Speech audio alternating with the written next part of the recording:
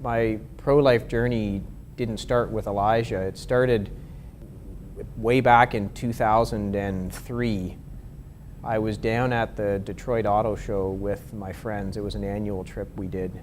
One of my friends used to write a auto review column. So we would go down for the media section of the auto show and have a very good, fun time. I had to be back on the Monday, I think at 11:30, to meet up with my wife for the ultrasound for our first child, Aiden.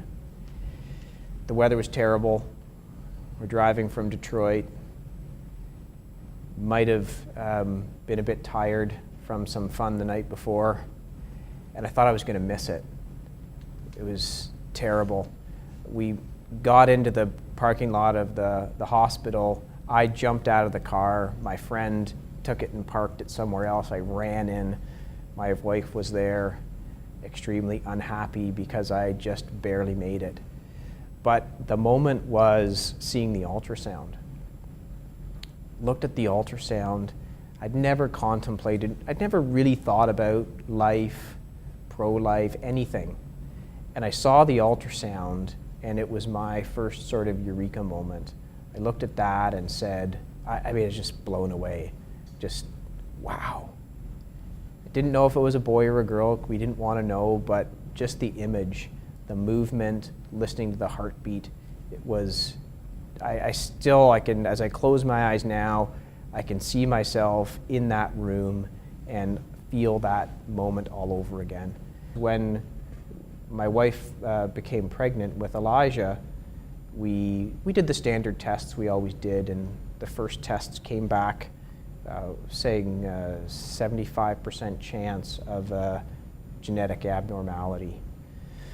So that was, something that we found upsetting. We went through a process of some verification. It was actually a very real roller coaster. My wife's family doctor said, "Oh, I looked at the ultrasound, there's nothing to worry about. They say trisomy 18. She said, "Don't even look it up on the internet. It'll just upset you because that's not what it is." So, we sort of did that, and we were talking to some friends. They said, "Well, why don't you go down and see a doctor in Toronto, a little more specialized, get some more information." So we went. The doctor said, "Well, we should do a much more thorough and detailed ultrasound." So we did.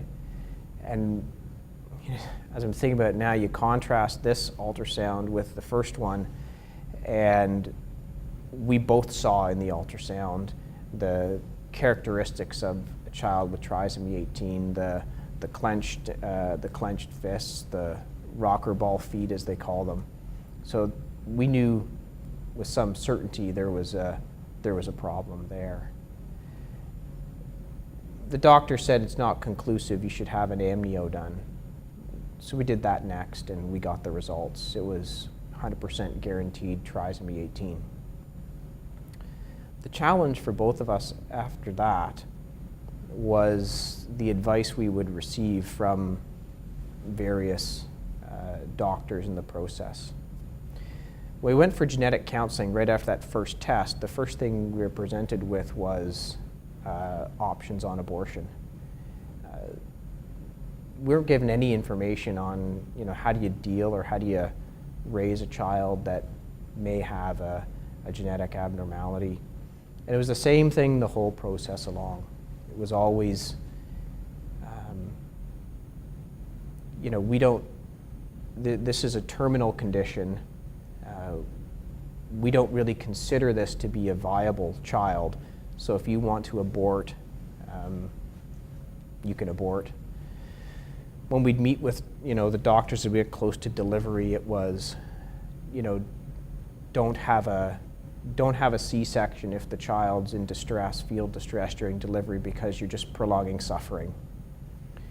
If he survives delivery and is, can't feed, don't put in a feeding tube because all you're doing is making this child suffer. Don't, go to any extraordinary ways or lengths to save this child's life. So there was no, in my view, there's no balance on what the alternatives were. We were so shell-shocked. We didn't really have the capability to do investigation ourselves. I mean, now I've seen so much written about trisomy 18 and children that live, longer lives, longer and longer all the time. But none of this was sort of presented to us. And we didn't really seem to be able to figure it out ourselves either, because it was such an emotionally, you're sort of punch in the stomach when you see that most of them don't survive pregnancy, most of them don't survive childbirth. The ones that survive childbirth don't, survive more than a few hours or a few weeks. When you're going through all of that, it really sets you back. But, we both wanted Elijah to have life. Whatever life it was going to be, we thought he deserved a chance at that life. So we wanted to continue the pregnancy and, see what would happen. My wife's water broke when we were at home, so we knew things were coming. We hadn't told our kids about the problems because we didn't think they'd understand, and we didn't really want to upset them. So, but we had told some friends, so we left to go to the hospital, had a friend come and watch the kids. They're going to bring the kids down later. We arrived at the hospital. We were both upset.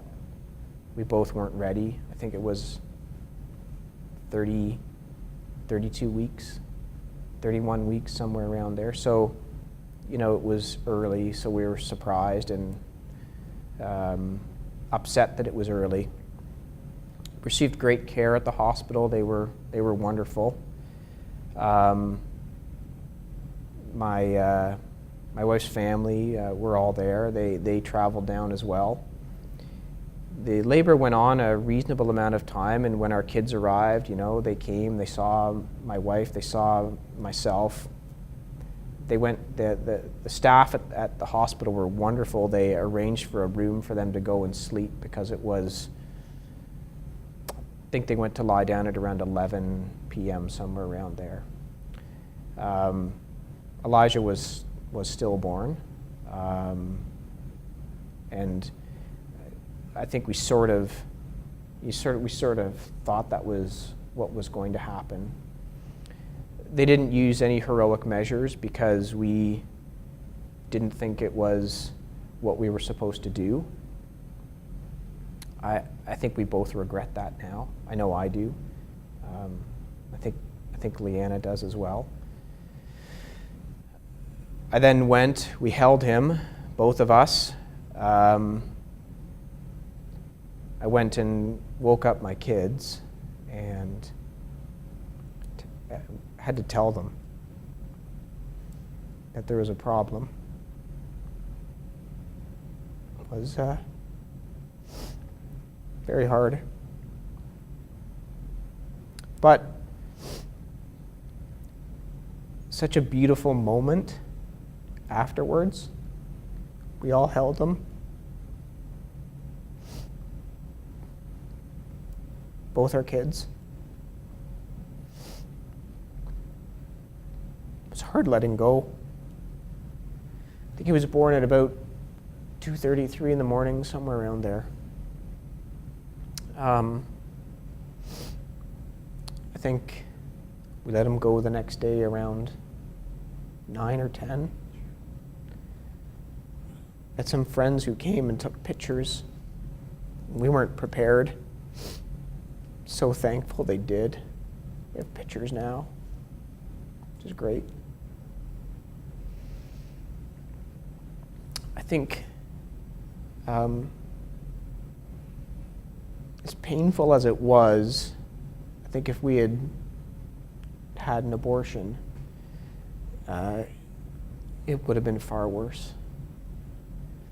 It's painful now for me to think back to it because you think about the loss, but The time we had together was incredibly moving, powerful, wonderful, and terrible. I don't know how else to describe it. But Elijah deserved a chance at life. I'm just so firmly convinced of that. So I'm glad for what we did. So 2 days from now is his 3rd birthday. We made the conscious decision not to pretend it didn't happen. Our kids talk about Elijah. My daughter keeps a picture of Elijah in her room. She used to have it under her pillow, which I thought was very sweet. So we always do something for Elijah. We, get a small cake. My daughter loves to send a balloon up in the air with a message. Look, it's a tough story. We don't talk about it a lot, but I think it's important for people that may go through it. It's really the reason why I talk about it. I'm a very private person, but I talk about this because I think someone might see it, be thinking, should I have this child? Should I not? And I think there are enormous benefits to giving someone a chance at life, even if it's for 10 minutes. It's everyone deserves a chance at life. That's my view. I believe life is sacred. My children have a special bond with Elijah, even though he's not with us. And I think it's an important bond. I do. It was a life learning decision for them. It was a life experience for them. It taught them all kinds of things. It taught them about strength and courage to go forward with difficult things that their parents went through. They learned about loss, and that's painful for young children, for sure. It is part of life. I think you're a stronger person when you learn to deal with loss. I think it's made both my children more empathetic and kind. I do. So I wouldn't want to have deprived them of that experience either.